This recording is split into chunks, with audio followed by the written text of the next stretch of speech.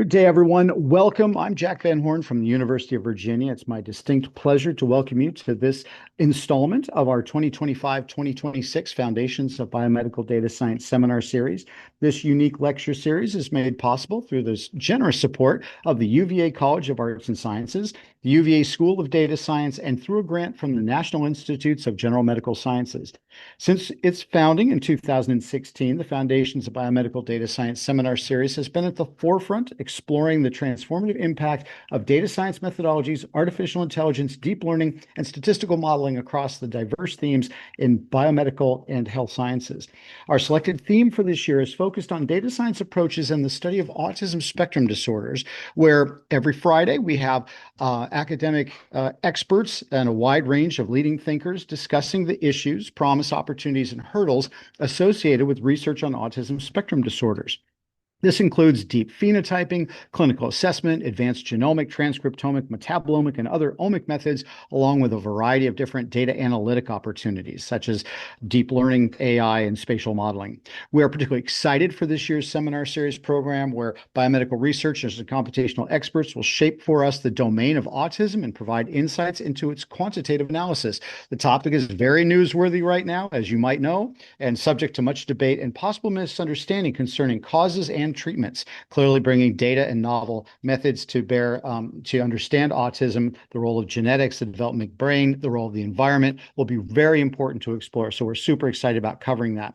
Beyond our thematic focus, however, we are also seeking to examine the responsible conduct of research and best practices for research at the interface of biomedicine and data science, and how to ensure that team science can be done effectively and ethically. Important in this, as we enter a new age of internet-enabled technologies, it is the consideration of the appropriate use of generative AI and large language models, which we really need to attend to. So for today's seminar, I'm absolutely delighted to welcome our speaker, Kristen Schwendinger, who is the Director of Research Integrity and Ethics Research here at the University of Virginia. Kristen is an alumna of Washington University, where she earned her Juris Doctorate, and from Indiana University, where she earned her MPA. As the Research Integrity Officer here at UVA, Kristen is responsible for implementing the institution's policies and procedures for addressing allegations of research misconduct. She fosters research ethics training across the university, and her current research focuses on ways in which the research community recovers from research misconduct cases. In the spirit of our 2025-2026 Biomedical Data Science Seminar Series theme, Kristen's lecture today is entitled, "What is Originality? Helping Researchers Avoid Potential Misuse of AI and Research Misconduct." And by asking what originality is and how it has been challenged across different eras of technological advancement, Kristen's going to be addressing today the longstanding values that counterbalance the potential urge to overuse or misuse AI. As we always do, we are streaming this lecture live and for recording via YouTube. So if you're watching on YouTube, thank you so much for joining us.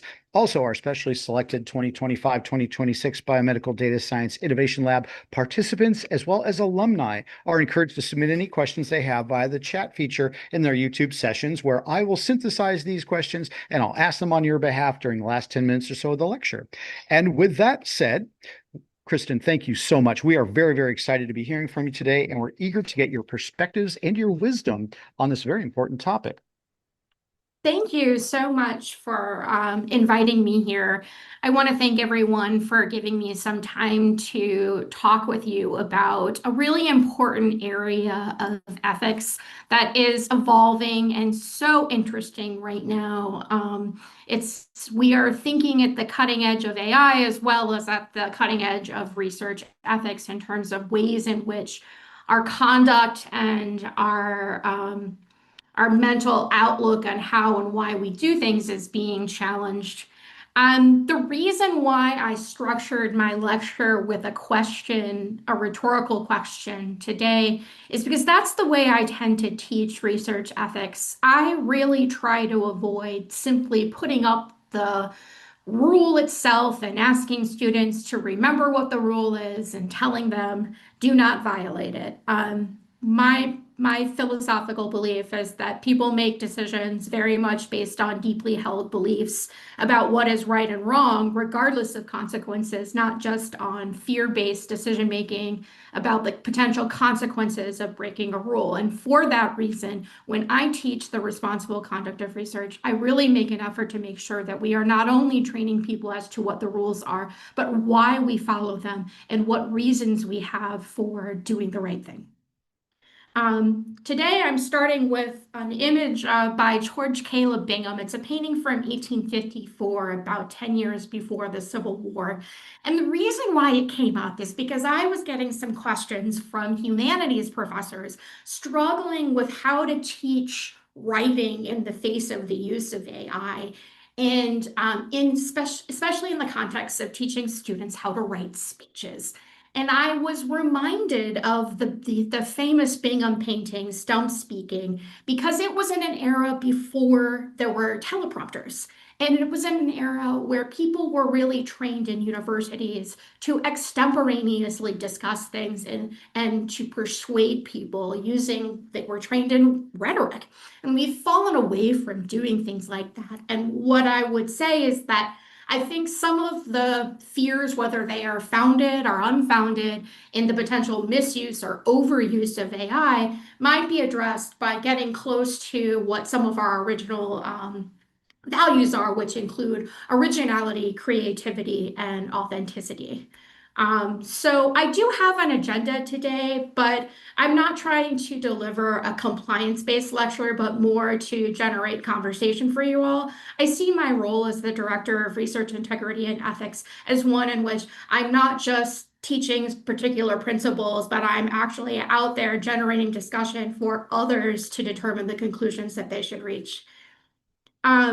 So there's not just one definition of originality, but when I talk with students, they talk about something being new, unique, and creative, the ability to think or act in new ways, unique expression of an idea, the creation of new knowledge, and proposing a new approach or extending existing knowledge. Just by way of comparison, it's helpful to know that at least the way current copyright law stands, um, AI can't be an author for the purposes of copyright protection. It's something that's being discussed and it's being handled in the courts. But a requirement for copyright protection is that it be independently created with at least a minimal degree of creativity.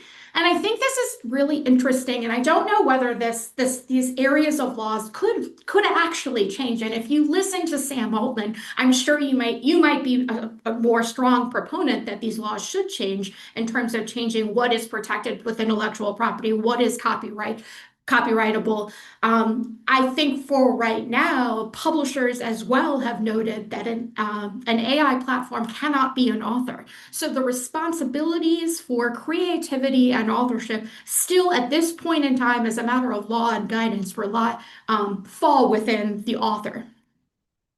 Originality is to varying degrees the primary concern for the genuineness of research. The outcome of the research should be something new and originally contribute to the body of knowledge. And what I'm going to do as I proceed through this deck is I'm going to share with you examples of positions taken in various published papers, which show to the extent to which we may need to be discussing values more.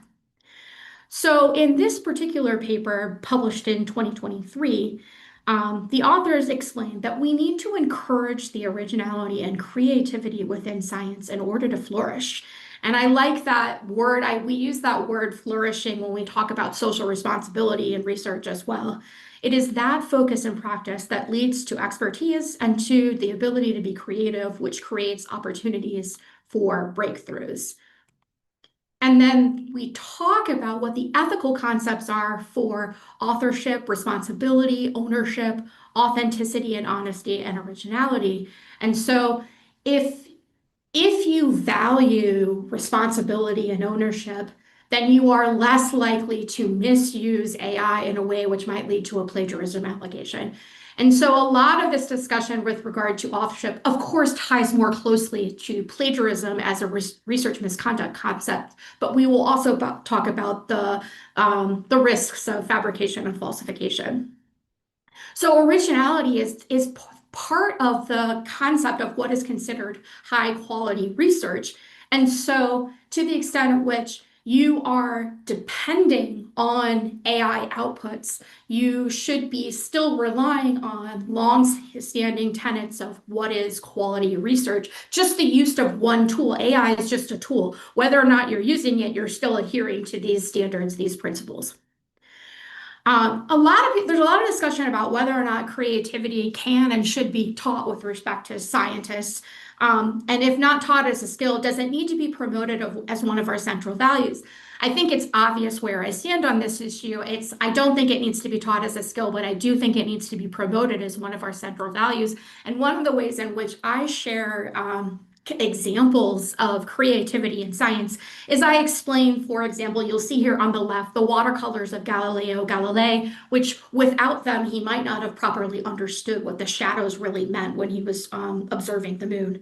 And I also talk about the fact that Filippo Brunelleschi actually was trained in a very different discipline, a creative discipline, before developing the concept of the dome. And we talk about Santiago Ramon y Cajal, whose drawings of the brain helped him really further the understanding of neuroscience. There's fear about whether or not AI may be limiting creativity. Where I come down on this is I think it really obviously depends on how you're using it, but it is true, and I think this paper is right, that reliance on ChatGPT for idea generation comes with a trade-off. While enhancing individuals' ideas and creativity, it can reduce the diversity of ideas in a pool of ideas, a critical element for effective brainstorming. While generative AI benefits individual ideas, its collective use leads to a narrow scope of novel content produced. In real-world problem solving, the true value of brainstorming stems from the diversity of ideas rather than multiple voices repeating similar thoughts. And I know, Sam Altman would say he was just interviewed 2 days ago, and he said that in ChatGPT 6 and ChatGPT 7, we will have new ideas and we won't have to worry about lack of creativity with AI. That remains to be seen. I still think the issue of whether or not it is human-based creativity and ideas will remain. So here's another example of a paper that talks about the potential for diminished originality. And the worries that it raises are that AI models are trained on existing data, which can lead to repetitive and similar outputs. And it may discourage humans from undertaking traditional creative processes. Over-reliance on AI for creative tasks can lead to the atrophy of individual creativity. So I think that, again, I don't want to fear monger. I don't think that we're actually going to lose human creativity as a result of using AI generally. That's not the point I'm trying to make. I'm trying to make the point about potential misuse or overuse of AI being a concern. Instead of only saying, do not plagiarize, do not copy, do not use AI, I think we need to be promoting the values of originality, creativity, and authenticity as better responses to the problems that AI raises. So research misconduct, I'm sure you are aware, includes fabrication. Data and text can be generated from other original original works without citations, or the data and text can be AI generated without an original source. And some still argue that the AI tool itself should be attributed. With falsification, AI tools can be used to manipulate data and text to alter them enough to seem original. And in plagiarism, researchers may over-rely on AI tools and potentially use others' works without proper attribution. Now, the panacea is just disclose, but I think it's a lot easier to say just disclose because when you need to know how and when you disclose, for the purposes of the standards for researchers, I think those are set by your publishers. But for students, I think it's harder because I don't think we've been very clear with them. When we're training researchers, we haven't been as clear as we can be about when and how to disclose the use of AI. And I think we need to improve that. And that we don't necessarily need an entire new policy to do that, but we do need to be more consistent in our messaging. As in any case, research misconduct case intent is complicated. And so I want to point out that it can be difficult to determine when someone has mistakenly misused AI or deliberately misused AI. So one of the challenges that research integrity officers are facing is that with the advent of the use of AI, it's actually becoming harder to prove things. But either way, I think we're going to fall back to standard digital forensics and interviewing techniques to get to the truth of situations. But conduct could fall within the jurisdiction of the research misconduct policy if it is reckless, and it's something that I think PhD students really need to be warned about more directly. If you are recklessly misusing AI, you could be held to the standard of research misconduct, and I don't think everyone really fully appreciates that yet. There are already cases of papers being retracted and cases that are under investigation right now in which misuse of AI has involved an allegation not of intentional, deliberate misuse, but of reckless misuse of AI. So, what counts as plagiarism? Researchers argue over whether novel AI generated works use others without credit. And I think that a significant portion, as you'll see with this paper, a significant portion of LLM generated research ideas appear novel on the surface, but are actually skillfully plagiarized in ways that make their originality difficult to verify. And so I think there's concerns that for people working on AI, we should be holding ourselves to higher standards of what counts as novel and good research, and that we need to be careful there. Um, and then Nicholas Stenek is actually a well-known expert on the responsible conduct of research, and he and another colleague wrote it very clearly, I think, here when they said plagiarism is a form of research misconduct and a serious violation of the norms of science. Proof of plagiarism does not need to test the test of intent to deceive. It is demonstrably wrong. And I think that's one thing that some people, when faced with an allegation of plagiarism, will say, I did not intend not to attribute that citation. And there is an argument that if it is done recklessly, that it will still be held under the standard of research misconduct, and it's not just honest error. And then again, I think that what people are starting to have to discuss is, how much originality is required of a researcher to reasonably claim text, image, or data as one's own. Because it's true that the way the copyright law, for example, just in a copyright context, like right now, if it is solely the development of AI, the courts might not find it copyrightable. But it depends on what hand the human being might have and the creativity of a human being might have with regard to products that are not just an output of one prompt. Some are saying that the definition of plagiarism needs to change. I personally don't think any of the laws need to change. I think that with respect to research misconduct at least, that the conduct in a sense this is just kind of cyclical behavior that happens with the advent of any new technology. There's the potential for misuse, and it really just depends on whether or not we can prove there's fabrication, falsification, or plagiarism. But I'm open and really would love to hear from others if they feel differently. It's important to recognize that 72% is about the percentage of researchers that report witnessing colleagues employ questionable research practices. And I think among the area of the questionable research practices that we have not figured out how to teach better yet is the responsible use of AI. Because I think this is happening on a discipline by discipline basis in an ad hoc way, but we have yet to develop any curriculum or sense of what is basic questionable conduct. It's really varies, and the decisions are being made in an ad hoc way across schools and discipline. About 15% report seeing colleagues falsify research, and that has stayed relatively standard. I think there's arguments from some people that there's been an increase of research misconduct with the advent of use of AI.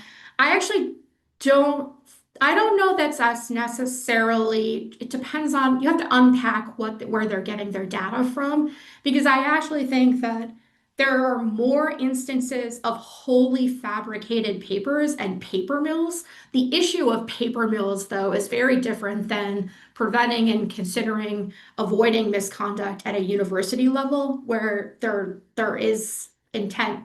There are rarely issues of actually wholly fabricating a grant proposal and wholly fabricating a paper for publication. So I think this, to the extent this number is changing, it's just because of the conflation of data when people are also taking into consideration paper mills, which are really a global issue, not just one locally here at any university. It's helpful to teach students just what are the basic concepts of plagiarism and what they can get in trouble with. And so I will still walk through, and these are the same whether or not you're using AI or not. Um, and then I tend to make sure people understand that there are exceptions to the rules about plagiarism, and one of them is text recycling. However, I think in any event, text recycling does not allow you to use significant portions of other people's text like one might pull from AI without proper citation. So basically, by doing this, I'm trying to be reasonable. I'm trying to say I understand that people are using other people's text to a certain degree, but there are still standards, and here's where the line can be crossed. And then I like pointing out that originality is the foundation of genuine research, and that I think it ensures that scholarship contributes something new rather than merely repeating existing knowledge. My understanding is that of the purpose of the PhD program is that you ultimately contribute new knowledge to your chosen field, and plagiarism disrupts this process. It acts as a barrier to the development of new viewpoints and voices.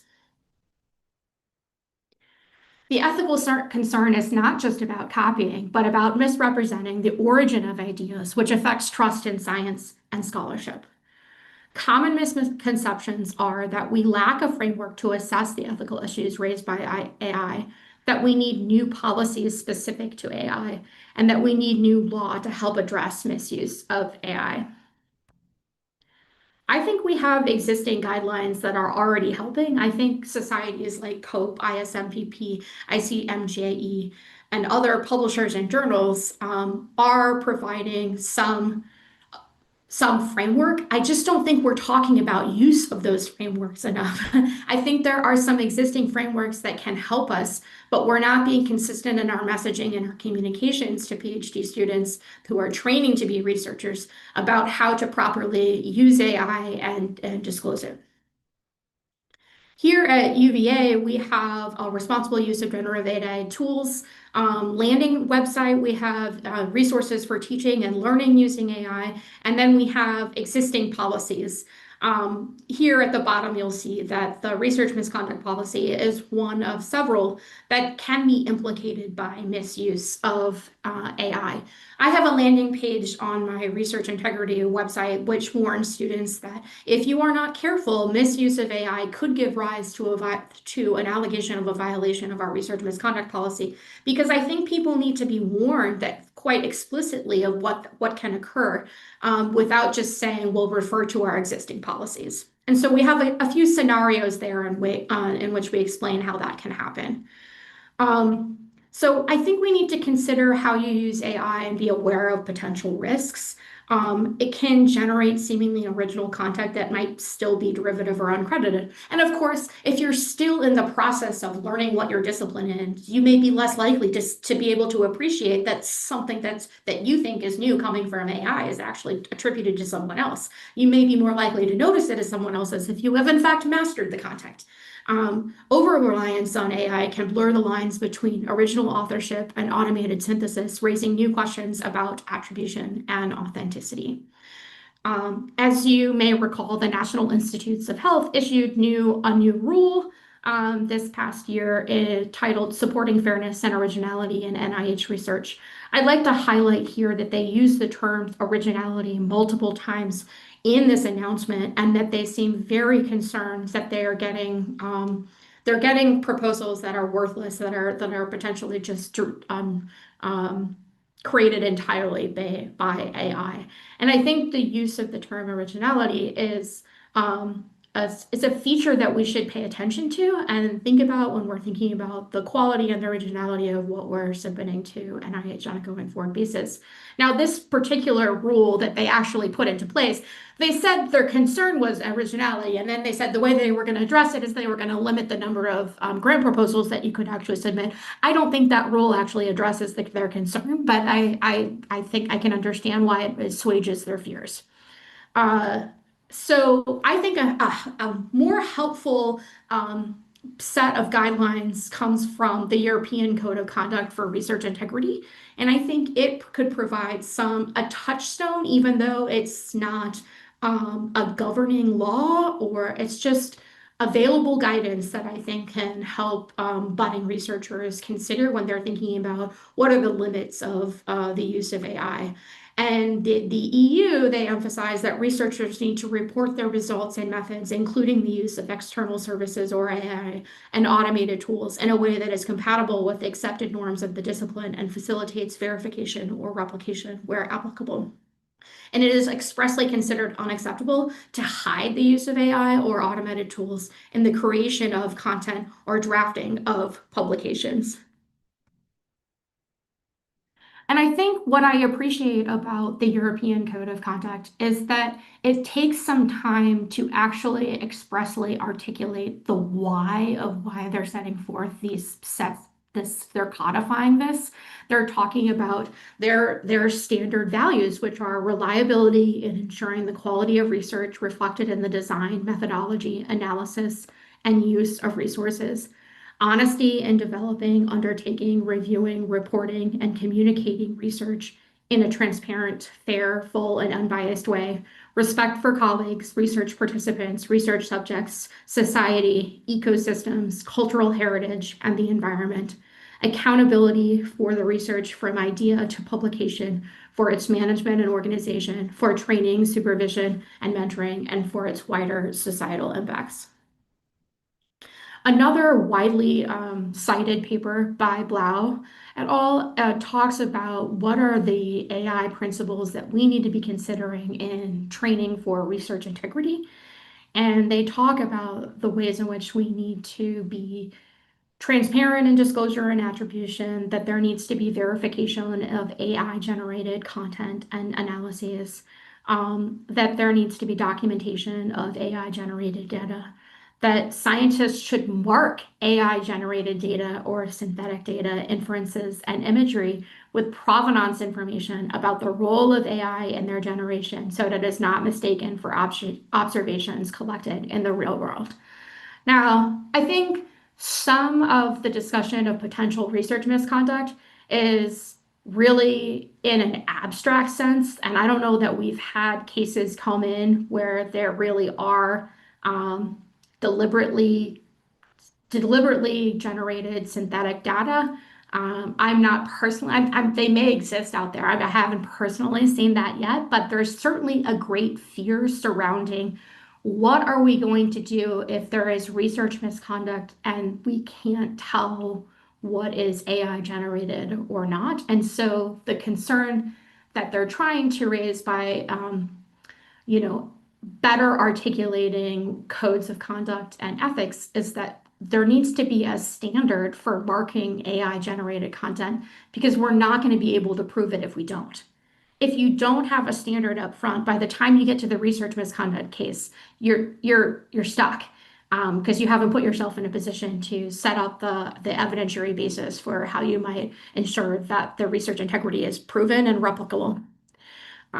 So they talk about the focus on ethics and equity and the need to adhere to ethical guidelines for AI use, that there needs to be clear attribution of observational versus AI generated sources of data, intellectual property, privacy, disclosure, and consent, as well as the detection and mitigation of potential biases.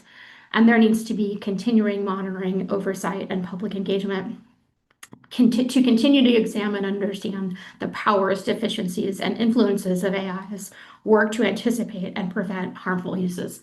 I find the Blau paper to be one of the most helpful things compared to a lot of other rubrics about ethics that are out there. I think that there's a fair amount of discussion about the need to create governance for AI, which I think is different than teaching about the research ethics and the ways you use AI. I think they do two different things.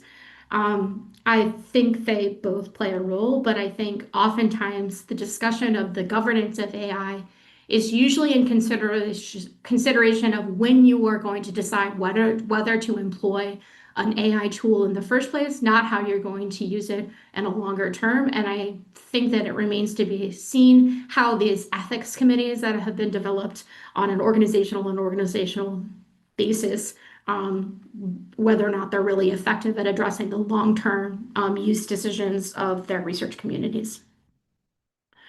A recent survey from Nature actually did a pretty good job of setting forth for people, explaining in the survey how much is changing in terms of what are the sentimentalities, what's the thought process around when and how disclosures need to be made about the use of AI, and there's many out there. I think if we do nothing else, we need to clarify that for PhD students themselves, not necessarily setting the standard for all research disciplines, but at the very least setting the standard in order for them to successfully be put in a position to succeed in their PhD programs. So recent studies have indicated that AI technology is used to generate like pseudo original scientific papers and grant proposals. And I think it's important to, as we teach about research misconduct, acknowledge that that occurs. But the reality is that a research misconduct case can come around without you wholly fabricating or copying a scientific paper. These texts are created by algorithmically reconstituting existing literature, and they can appear to be unique. I think this is what is getting us spinning our wheels. There are research integrity officers that work for the companies like Wiley and Springer, and they're spending a lot of time dealing with just how to identify and detect and deal with what is just reconstituted existing literature. Such plagiarism not only infringes upon the intellectual property rights of the original authors, but also severely damages the integrity and the originality of the academic community. AI really has been linked to an explosion of low quality biomedical research papers, and analysis have flagged hundreds of studies that seem to follow a template, reporting correlations between complex health conditions and single variables based on publicly available data sets. And I think one would hope that the standards that we are maintaining here at UVA are such that we're doing more than making loose correlations about complex health conditions, but we need to really distinguish ourselves by conducting ourselves to avoid allegations of concern. I think there's some incredible opportunities to be had, and I don't want to sound just like a fearmonger from a research integrity perspective. I think it's fascinating the ways in which synthetic data can be used to improve the performance of AI models, to accelerate drug discovery through simulated clinical trials, to improve data accessibility by completing existing data and increasing data volume, and to protect privacy by reproducing the original data, avoiding personally identifiable information. I think what concerns me is we are already in a trust crisis with the potential lack of reproducibility of some science, and it makes it harder for us to potentially trust science if we are overusing AI and not being transparent about it. It is easier to lose trust and to build it up. It takes so much time to build up trust in the results that come from the scientific studies. And I think it's really quick. It can be really fast with disinformation or with fake information to completely destroy that trust. I mean, like just look in the field. Let's just look in the field of autism. I mean, when you think about what the impact has been of the loss of trust in this entire field and what it has done, we just need to be really careful in how we teach and train people to ethically use AI so that we don't undermine the disciplines and the resulting work that we're trying to promulgate. And so I think there are issues with accidental misuse, which could be considered reckless depending on the situation, where synthetic generative AI is mistakenly treated as real data. You could corrupt the research record. One way to deal with that is to watermark synthetic generative data so that everyone knows what it is and doesn't treat it as real data. However, that might not be enough. Although most journals and databases clearly mark retracted papers, scientists often continue to cite them long after they've been retracted, either because they don't notice the retractions or because they ignore them. And then there's the challenge of potential deliberate misuse, where people intentionally fabricate or falsify data, passing it off as real without revealing that it's synthetic. That's a much harder problem to deal with. We have tools to detect plagiarism. Here at UVA, we have had a contract with the platform called Authenticate since 2009. I believe the National Institutes of Health has also been using Authenticate as its platform for years. I believe that's what it uses when it's considering whether or not a grant proposal is potentially plagiarized. But even those tools are falling behind in keeping up with AI generated writing and AI generated images. Detection is getting harder. We don't have an easy way to assess potentially fabricated data. Where we have tools like Proofig, and you can use Photoshop. There was an advanced digital forensics workshop on discovering and uncovering what are duplicated images in scientific papers. And there's ways to do it, but detection is getting harder and harder. And I think that if we're going to deal with the lack of trust that some people have in science generally, we better be careful not to make it things even more concerning by the way that we're using AI. But I think we're trying to teach about it. I think the standards for how we talk about it are evolving.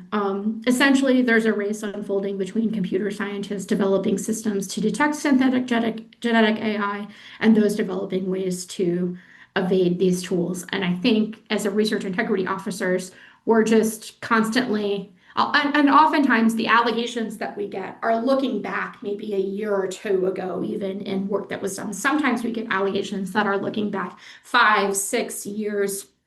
And it's hard to then go back and consider what happened. And to even consider, it's really important as a research integrity officer, we have to consider what technology was available at the time in which the research was actually conducted. And so in order to reconstruct things and try and figure out what happened, we have to go back and get the version of the platform that existed that was actually being used by a respondent. And because things are changing so much over time, it can be hard to do that. But I'm just saying it complicates things, and it's getting harder to recreate. It's next to impossible to recreate the AI environment that someone has used. And sometimes with complex allegations, I think it can be hard to respond to them in the ways using the standard tools that we have used to date as research integrity officers. I think it is pushing us to be more creative as it happens. So what are the things that we can do to mitigate the negative impacts of AI-assisted research? I think we need to enhance researchers and developers' awareness of unethical or unacceptable AI use through engagement and education, maintain policies and procedures related to research integrity that apply equally to the use of AI, as well as other conduct, utilize existing and create new AI monitoring tools and techniques to safeguard the integrity of research and ensure humans consider existing research ethics values and standards as a framework for decision making when using AI.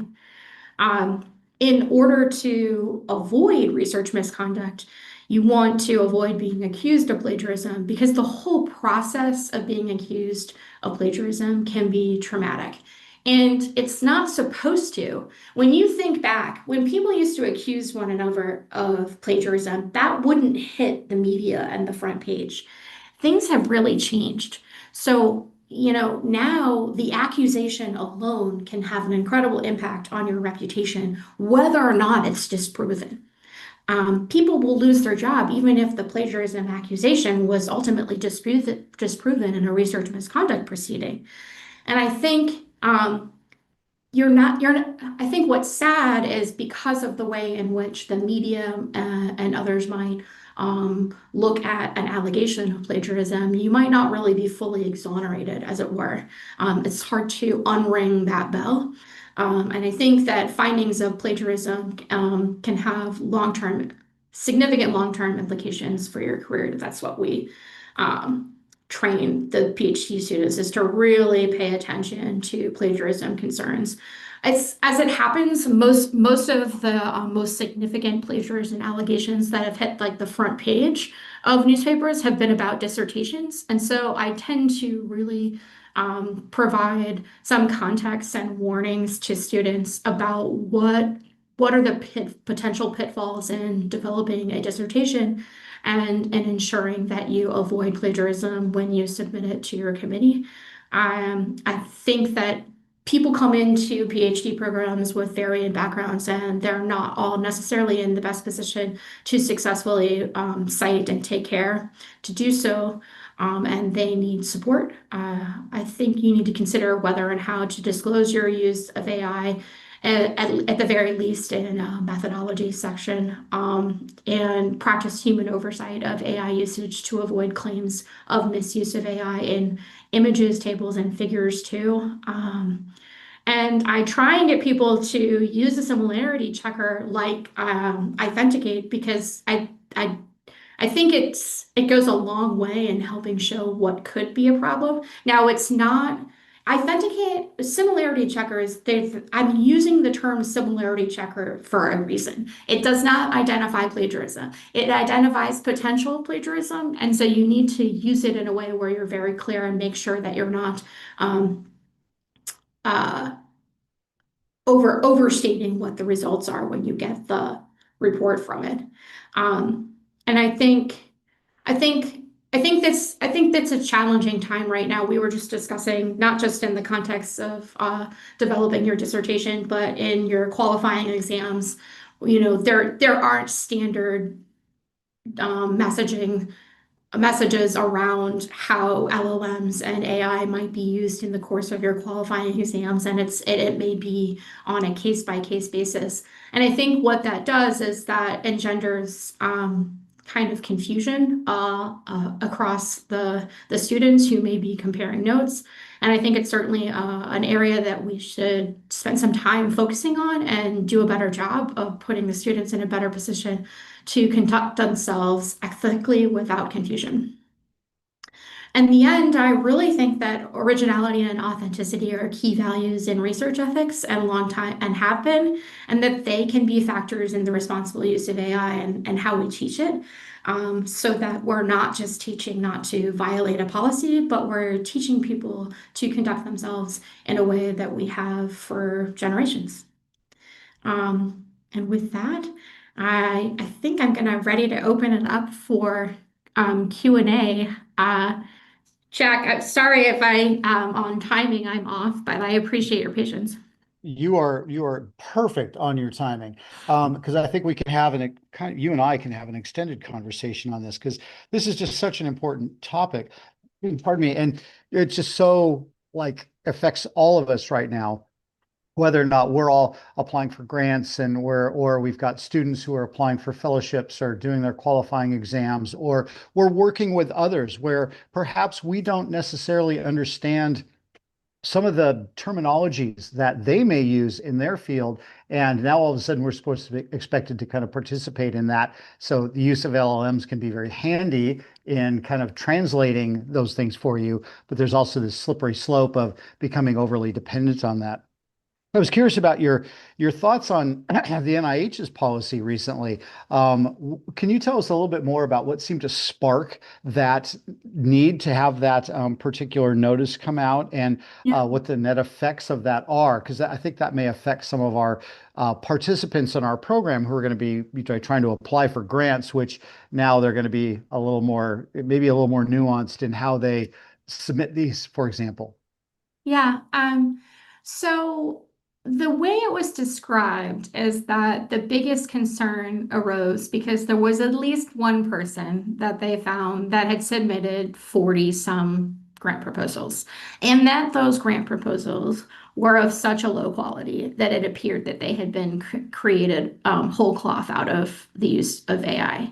I think I'd like to think that's an outlier in my experience of 20 years of working in various aspects of research. I haven't heard of someone submitting 40 applications.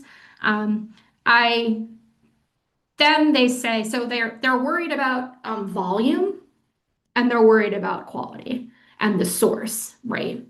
And so what NIH did was they said, we're going to create a new policy where you can only submit 6 grant proposals. And I think what's unfortunate about that is I don't think that policy really addresses the concern that they have because they're not really providing guidance on what is the overuse of AI. They're just saying don't overuse it. And oh, by the way, you only have 6 chances at the bites at the apple. And I mean, I don't know whether you disagree, but I view that as a disconnect. But I think what they're trying to do is simply say, we're getting high volume, low quality proposals, so we're just going to limit the number of proposals we get generally. But they're not really talking about what they view as a quality proposal with the use of AI, and and remarkably, they haven't mentioned the disclosure of the use of AI. You know, what's interesting about that is I completely agree with you. They said, they almost for a number of years now, the NIH and other funding agencies have been looking for ways to kind of limit the rich getting richer problem that seems to be prevalent in grant getting, where, large labs who are well funded seem to continue to be large and well funded, whereas junior investigators tend to, have to work very hard for a number of years before they're able to get their first funding. And this was almost used as a little bit of a pretext. Not that that's not Yes. uncommon, but because you're exactly right. It doesn't seem to have addressed the foundational problem. But if there are people who are writing 40 grants, I mean, what is the role of grants administration here? Right? No, That seems like somebody would have filtered that out. no, and there just was another survey that came out on Tuesday that said um, people over 50% of people feel they don't have the time to actually conduct research because of the amount of time that they're spending trying to get funding to conduct research. But that person doesn't sound like they have time to conduct research if they really are. At Yeah, all. yeah. What is I mean, perhaps you mentioned some of this, but a lot of the data science community are interested in generating code and algorithms that, do various analyses and, in fact, even do research on LLMs. But I'm Yeah. curious about LLM generated code and software. How does that carry the same sort of importance as prose and narrative in the kind of legally and elsewhere? Well, I think it's interesting that you say that because I think the whole culture is different compared to a piece of artwork, but I like to think of a piece of code as potentially as valuable from a creativity perspective, whether regardless of the legal perspective, the legal standing, as very important. I think it's interesting because I think the fact that a lot of code has been published intentionally for use as open source has changed it impacts our conceptualization of, what is creative and original, but I don't think it needs to. I think that there's certainly I like to draw the comparison to what is originality in artwork too, because I think at the end of the day, you still need creativity, even if you are working with AI. I think you need creativity to generate really interesting code. And the Europeans, you mentioned the European Code of Conduct for research integrity, and with various things that have come out of Europe in terms of privacy and like subjects protection and data sharing and that sort of thing. I kind of curious how this European code intersects with recent things which have come out of Europe concerning sharing of data and that sort of thing. How do they intersect, or are they really kind of orthogonal, unrelated activities? I think they do intersect. I think the development of, well, let me just take the AI Act. Um, I think because there's an exception due to research, there's been a lag behind in terms of how to handle the research integrity considerations inherent in how the AI Act will be implemented. But I think that in other areas, I think in privacy they are much farther along in considering they're not operating in different directions. I think there is a lot of overlap in the discussions from what I see. Now, how in the loop am I? I do the best I can to stay up to date, but it is. I think it's important to consider things like the European Code because I think that even if even if we have like a different standard, we're always thinking about how to conduct ourselves because of what we think is the right thing, not just because of what is a law. Oh, absolutely. And I mean, we just need to, we need to study these things, find out how other, our international colleagues are addressing this and learn from that and see what pieces we can take from it and what we can put into action ourselves.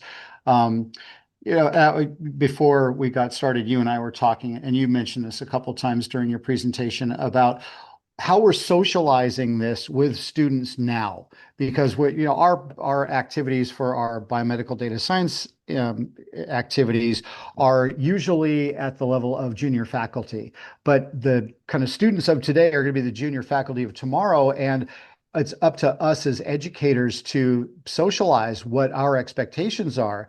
And I think it's probably silly to expect that people would, could be banned from using artificial intelligence methods. I think we should just expect that they will because it's a tool. You mentioned disclosure, but are there any other recommendations that we should be making to, training programs, whether it's, PhD or others, about the use of LLMs to just contextualize it for people to say, look, this is a tool. Make sure you use it responsibly. And when you do use it, how do you report that you've used it? Do you have any further recommendations on what we should be telling our students so that by the time they're junior faculty, this is, they're already used to this kind of new way of doing things?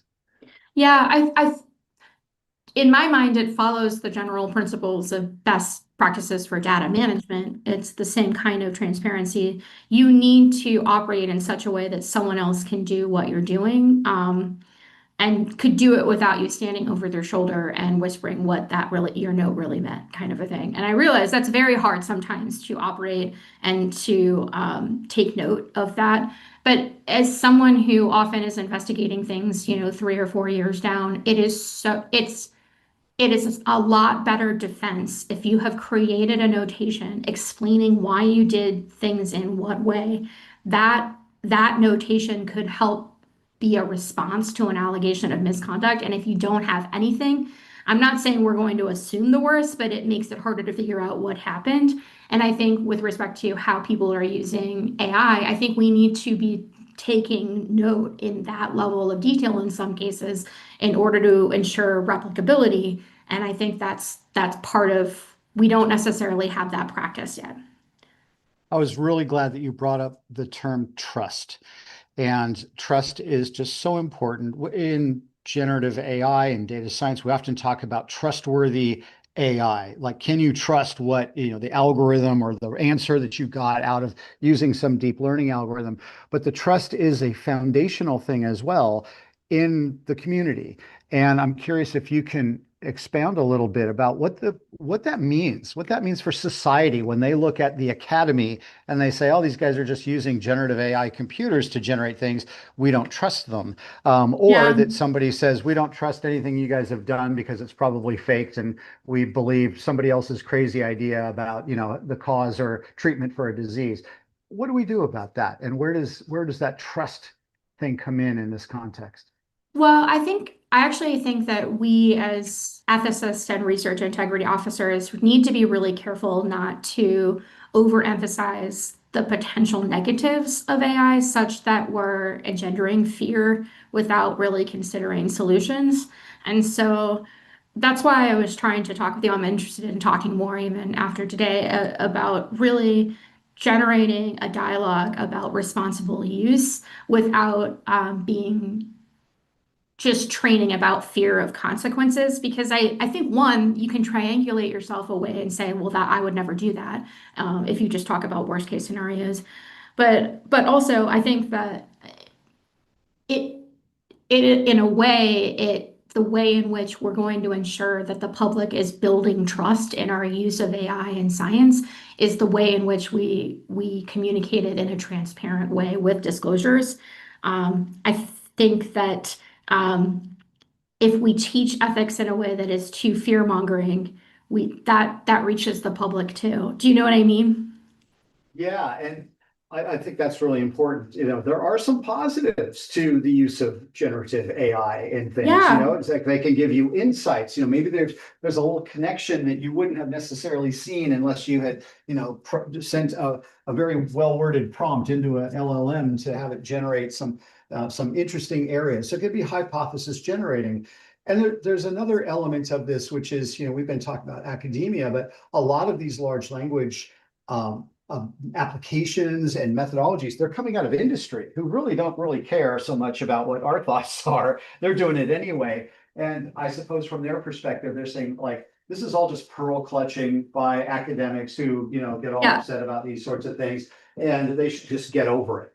And how do we respond to that kind of attitude that, look, I think do, we're part of the problem. I think there've been a lot of panels on research integrity that quite frankly just don't move on from the fear factor. And I think we need to start thinking about solutions and ways in which we're contributing to ethical use.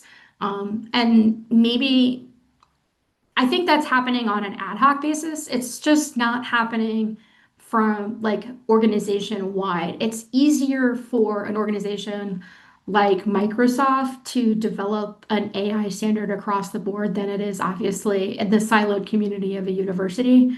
Um, but I think something short of a policy in which we standardize our messaging would really help. yeah, I think it's probably, again, I commented to you earlier before we came on it, if you try to put into place policies which ban the use of this kind of technology, it's just going to encourage people to want to use it even more. I raise teenagers. I kind of know how, that works. So but on the other hand, there is a responsibility. I think conversations need to be had. Certainly making connections with industry between academic industry partnerships, just to make sure that those conversations are happening so that Yeah. And the they are. industries I aren't just mean, pushing stuff out, right? And then we have I to mean, respond Mary to it. Gray does talk with the from Microsoft, their ethicist, their primary research ethicist. She's in conversation with research integrity officers across the country and with people that are, that spend their days thinking about research ethics, I just think she also she looks at it and you know what she said most recently? She said, "You guys just gotta get on with it." Do you know what I mean? Like you gotta take on the mantle yourselves. And I understand what she's saying. Yeah, I think we can, sit there and spin our wheels, talk about how everything's, going to hell in a handbasket. But on the other hand, we just kind of need to get on with things too. So She's like, yeah, you I guys agree. are standards are going to be set for you unless you set them yourselves. Here, here. Yeah. Yeah. Yeah. Well, Kristen, are there any other parting words, any other thoughts that you have you want to share with, these are our audience typically involves, junior investigators new to their faculty positions. Any other wisdom that you want to pass on to that community about the use of LLMs and other technologies in their work and in the work of their students? Just that I think one of the roles that the Office of the Vice President for Research serves in our research community at UVA is to give people resources, centralized resources to teach research ethics within the context of their own discipline. And when they're starting out, if you don't necessarily have case studies or other things available, but you want to incorporate that, let us know and anything that we can do, we're happy to support, early career faculty. This has been wonderful, Kristen. Thank you so much for this conversation. Thank you so much for sharing your perspectives on this. This is really important, and this is a conversation which is, should be happening at every university and every institution. And I hope that it will be, and that this can be a little helpful in people kind of contextualizing how to navigate this new era where it was just a few years ago, no one knew what a large language model was, and now we can't escape them. They're like I the think there's a Horde. lot of room for hope. There's a lot of room Yeah. for hope. Well, Kristen, thank you so much. We really appreciate it. Have a wonderful weekend. Thanks to everybody who's been watching, and